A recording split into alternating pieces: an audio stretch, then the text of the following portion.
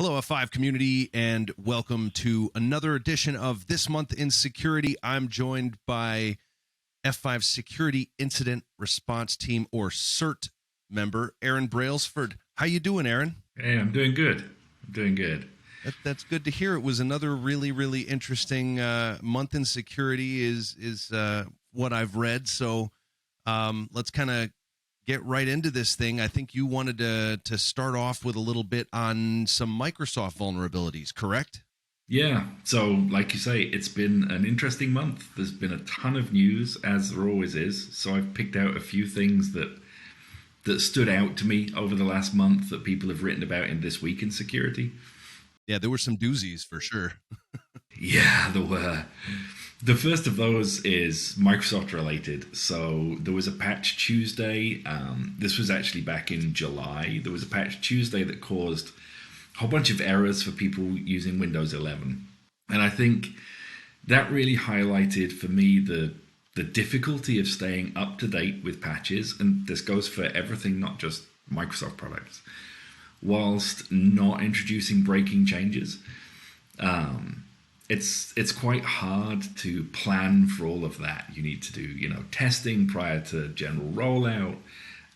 You need to decide how close to the up-to-date do you want to be for all of your users for all of their platforms. It boils down to weighing risk versus reward and device management options. But the reason I wanted to bring it up here is because there was some excellent guidance that was linked to from the National Cybersecurity Centre, which is like UK's CERT, on how they manage updates to their devices across Windows platforms, iOS, servers. There's some great advice in there. We can link to their article in the description. You're making me wonder if my son updated his Windows 11. Jeez, he just upgraded. Yeah, keeping up to date is like a full-time job. I better check that out. I keep my kids on a segregated network on our house, in our house, but nonetheless, I don't want him to lose any data. Yeah, and it's not just Windows these days, right? BIOS and bootloader updates are just as important. I know myself that I just got recently a new corporate laptop. And in the month that I've had it, I think I've had 2 BIOS updates, which is something that, 10 years ago was very, very rare if you had a BIOS update. And there's a lot of security research that's been poking at BIOS bootloader over the last couple of years. Well, it's causing rapid changes. Yeah, well, there needs to be. I mean, you and I talked, I think, last month about, what happens when a BIOS actually gets infected, when you get code in hardware that's malicious, right from the factory. So we got to have that kind of stuff if we're trying to look for malware and things like that in our hardware. We got to take care of our middleware as well. It's super important, but also quite tricky to orchestrate, I think, en masse in an enterprise. Whilst not breaking stuff, especially when users are remote and people aren't all in an office. You can't just swing by IT's office if you're 300 miles away from IT. True. Maybe on the flip side of that coin, talking about all of the difficulties, Microsoft also made some moves to be more secure by default in their products. One of those changes has been talked about a lot, at least over the last 12 months, which was disabling VBA macros in Office documents by default. They've kind of flip-flopped on this decision, and I get it. It's security is often the direct opposite of usability, and VBA macros have been enabled by default for as long as they've existed, so turning them off by default is a big deal. They've also, by default, enabled a password lockout policy for remote desktop connections to try and help prevent the brute forcing of passwords. I think, like I say, they've been back and forth on at least the VBA portion of that change over the years. I really hope that secure by default sticks. It's something that we strive for at F5. When we do threat model assessments on new features, on new products, and by constantly reevaluating existing products, we're always aiming for that secure by default. it's been, for us and probably for Microsoft, it's quite a paradigm shift. Like I say, everybody's been used to something working a certain way for, however long a product's existed. That's over a decade in the case of Big IP in its current form. And we try, like Microsoft tries, not to introduce what would be breaking changes in minor releases and to keep them to major releases. Sometimes the impact to security is just so big that those things have to be done in the here and now. I think that's the choice that Microsoft have made with VBA macros. Well, it's a good choice to make. Me personally, and this isn't a knock or a slight or anything, I'll be much happier when they are done with dynamically linked libraries. That's just my take, though. I have been burned by that in production on more than a few occasions. So yeah.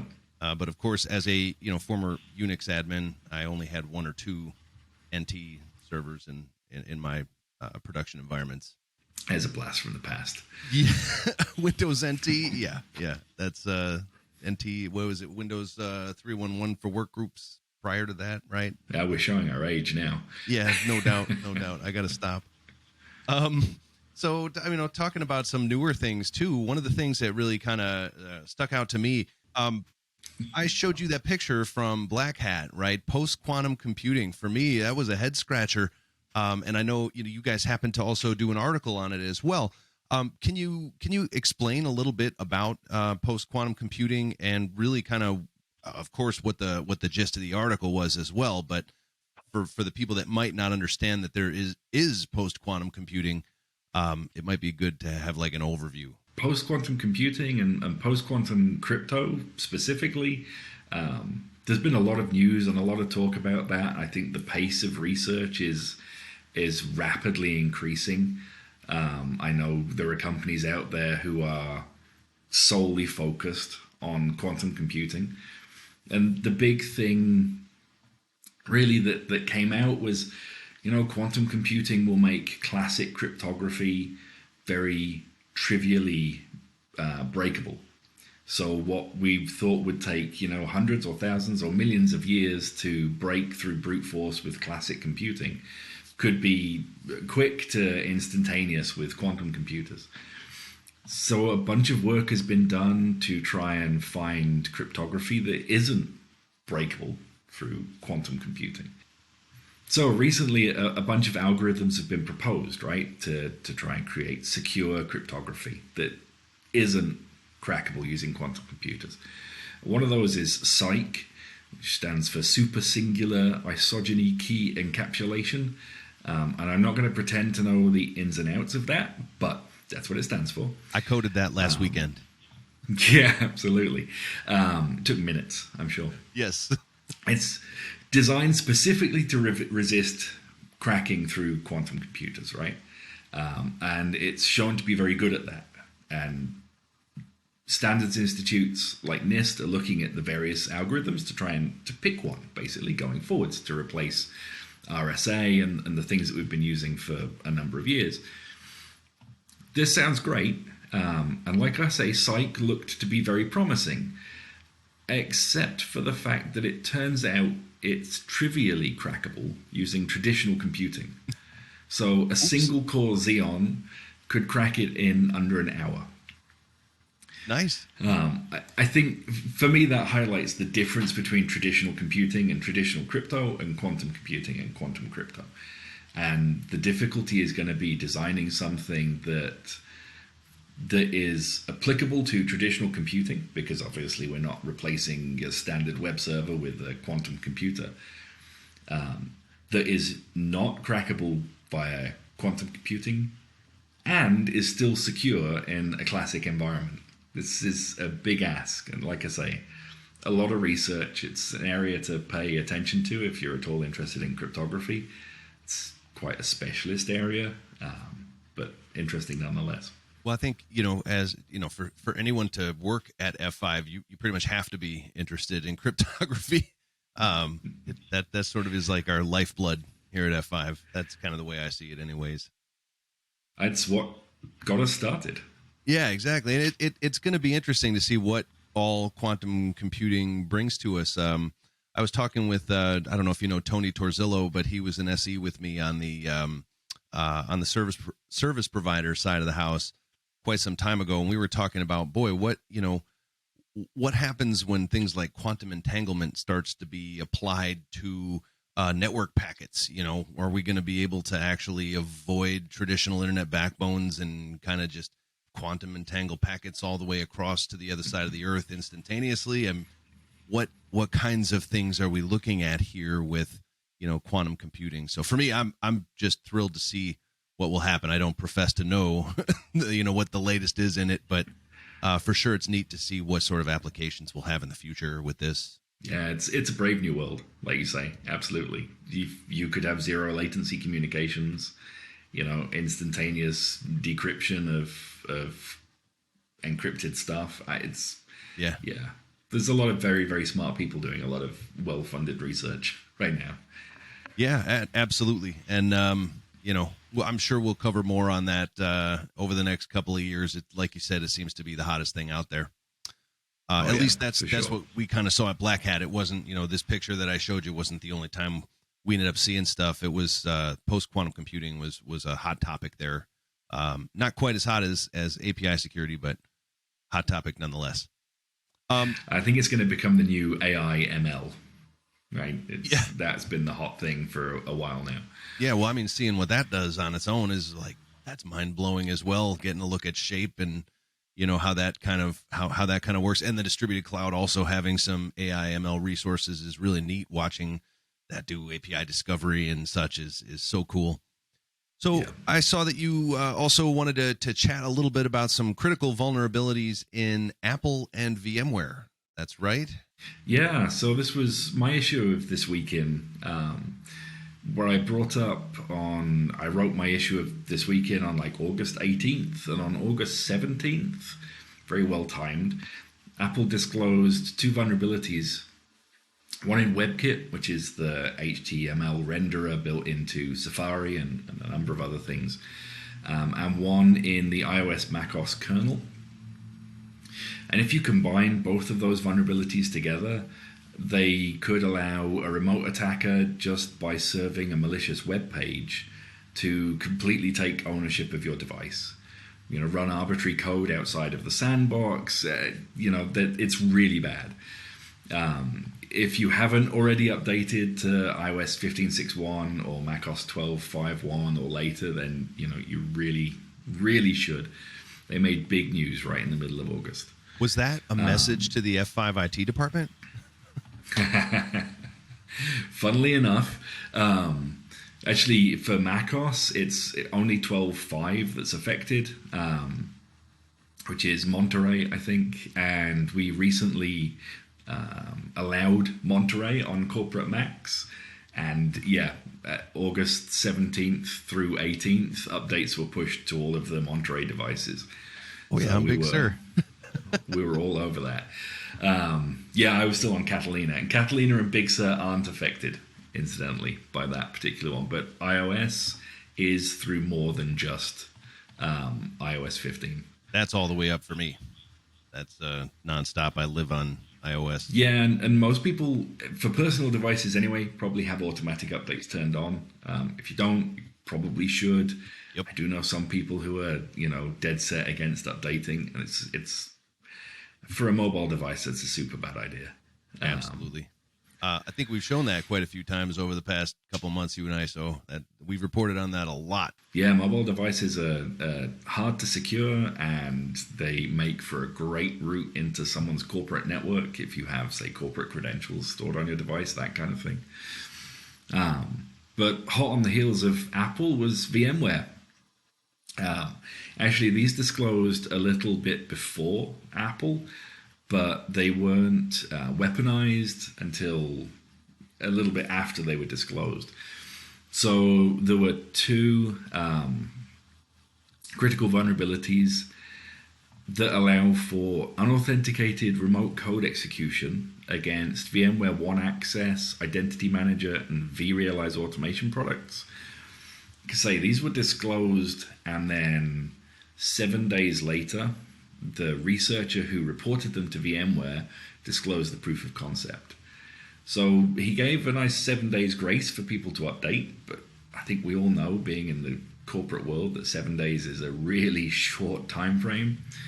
Oh yeah. And as soon as those POCs hit Twitter, like the delta between the POC landing and mass exploitation is 24 hours, maybe 48 hours, 72 at the outside. Yeah, one of my SP customers would see it in a matter of like 2-3 hours on everything they had. Like, obviously, those are heavy targeted networks.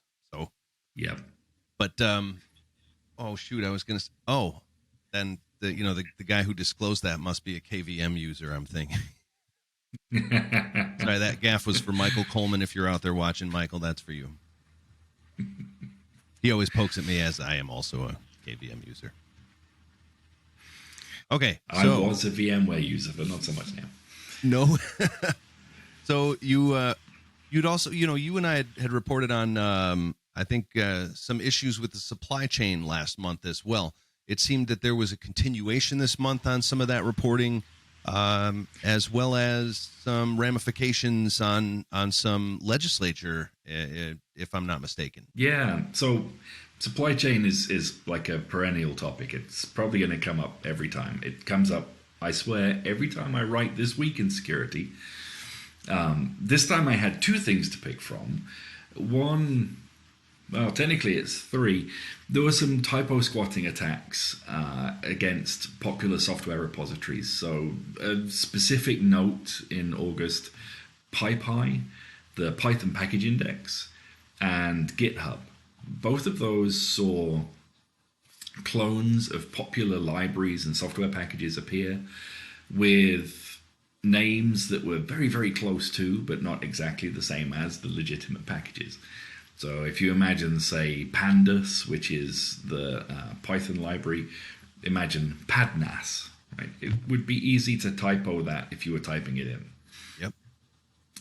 If it didn't exist, no harm, no foul. You'll just get an error, you'll realize, you'll fix it, you'll carry on. But if someone's typo squatted on that package name, you won't get an error. The package manager will just go off and download the thing that isn't the thing that you were looking for. And in this case, in both of those cases, those packages had scripts built into them, additional to the package they were pretending to be, that was designed to download and install malware from other GitHub repositories. Interestingly, Windows malware, even for the Python attack. And that malware was designed to either siphon information off the system, say off a developer's system. You could steal, API keys or AWS keys, or carry out a denial of service attack. So the Python attack specifically, kind of used for a very low value attack, considering what the author had done. He used it just to carry out a single denial of service attack against a single target host. Before he was discovered, and those packages were then removed from PyPy. It's interesting. I kind of feel like, package management is going to become a major thing here. Open source is a mature thing now, and it's been around for long enough that we've got some packages that have been used for decades. Interestingly enough, I saw a tweet this past week from a Linux developer who was talking about a Perl library that had been reused. He said, this thing hasn't been updated. I haven't updated this in 10 years, and people are still coding with it. Yep. So what I'm trying to get at is audit your packages. Doesn't matter who you are, where you are, but package auditing is something that really needs to happen on Linux systems. We can't just trust these things anymore. That's just my own little soapbox. Yeah, I'm totally with you. This plays right into the next thing that we can talk about, which was, so off the back of, I forget how long ago this is, probably a year ago, there was the executive order mandating a software bill of materials. So any vendors who are building products that include open source components, which is, F5 and many other vendors, everybody will need to be able to, yeah, exactly. Nobody develops in isolation anymore. Projects are just too big. Like nobody writes a Perl script anymore either. It's just copy paste. Yeah, it's copy paste. Yeah, Stack Overflow, copy paste.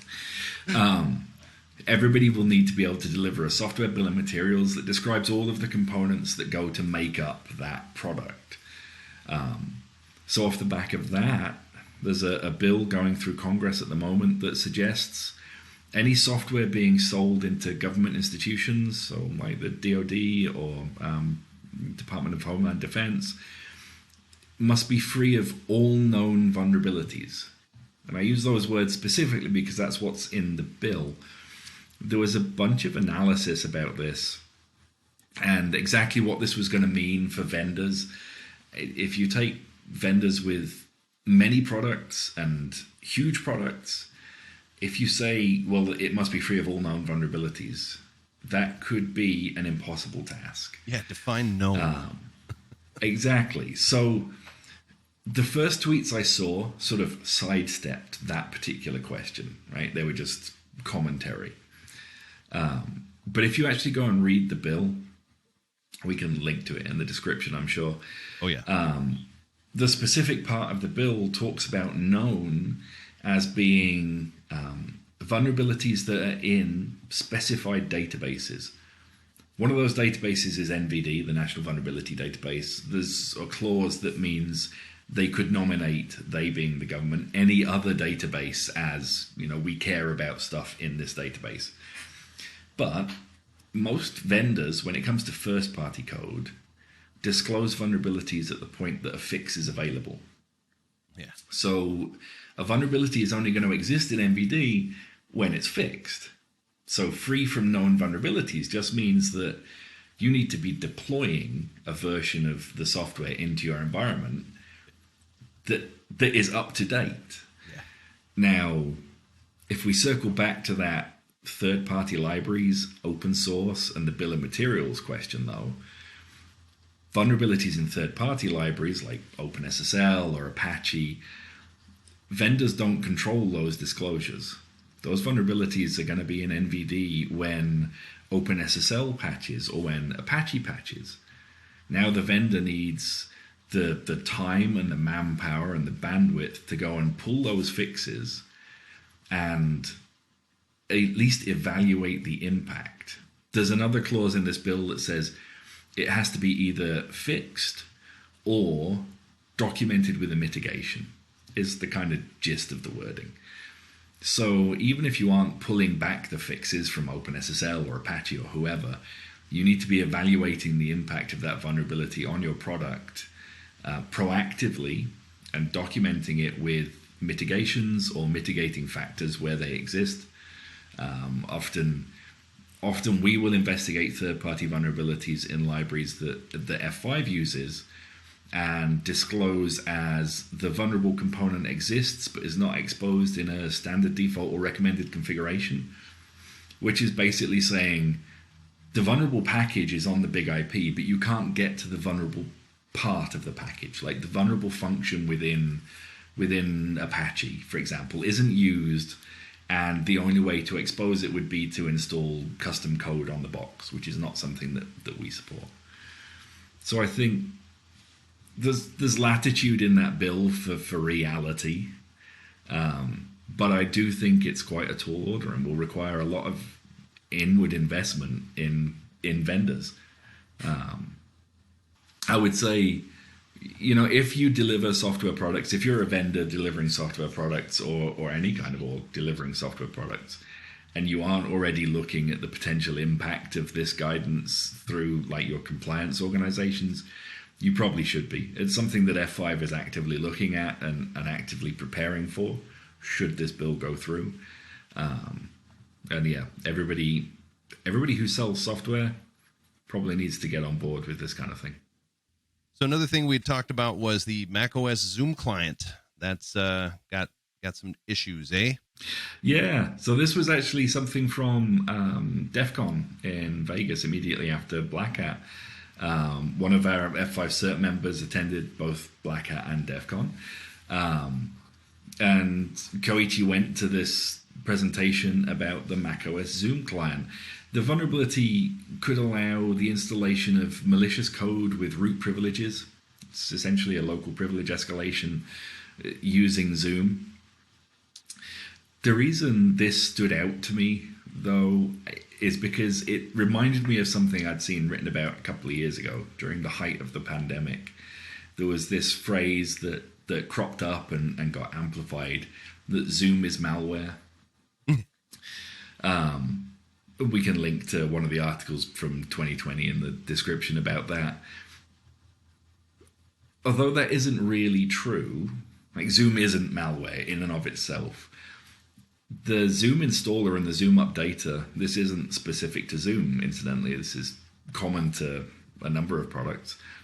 It uses a lot of tricks to make the installation of an update as transparent to the user as possible. I've seen the same complaint of, funnily enough, antivirus and endpoint inspection systems, that their installers, their updaters, they behave a lot like malware, trying to, transparently install themselves in the background so that the user doesn't have to have any interaction, doesn't have to know that it's happened, just magically gets a new version of the software. Oh yeah, I bumped into that actually the other day. We had one of our desktop software packages for security that updated right while I was in the middle of editing something, and it crashed my Adobe Premiere, unfortunately. Like, not good. Yep. Forced updates that should be transparent. Transparent. Are not necessarily transparent, right? It's and I get it. This always, I come back to the fact that security is often at the opposite end of the spectrum to usability. From a usability perspective, that stuff happening in the background is ideal. But from a security perspective, I kind of want Windows or Mac to say, hey, this software is trying to install itself. Do you want to allow that? Yes, no. And have an opportunity to say, well, ideally, in, say, your situation, not right now, thanks, maybe when I've finished. Yeah, give me an hour. I mean, really, it would have been great. Yeah, exactly. Then I guess that kind of leaves the QSN as next, right? We did have one of those. We did indeed. We did indeed. On August 3rd, we had a quarterly security notification. There's a couple of videos specifically about that if people want to go and learn more. Probably most people will have already taken steps to accommodate that QSN. It's worth mentioning that it was much of nothing, realistically, in terms of impact, I think. Which is very good news. We didn't disclose any criticals or any particularly high-profile vulnerabilities. We're seeing that increasingly customers are already up to date at the point that QSN rolls around. So I think people are starting to understand how to work with that kind of scheduled security notifications and when versions of software will drop between those. Which reminds me that I should let you know that the next QSN is in October 19th. So be prepared for that. I'm sure we will talk about it at the time, and I'm sure you and I will probably be putting out a video at the time.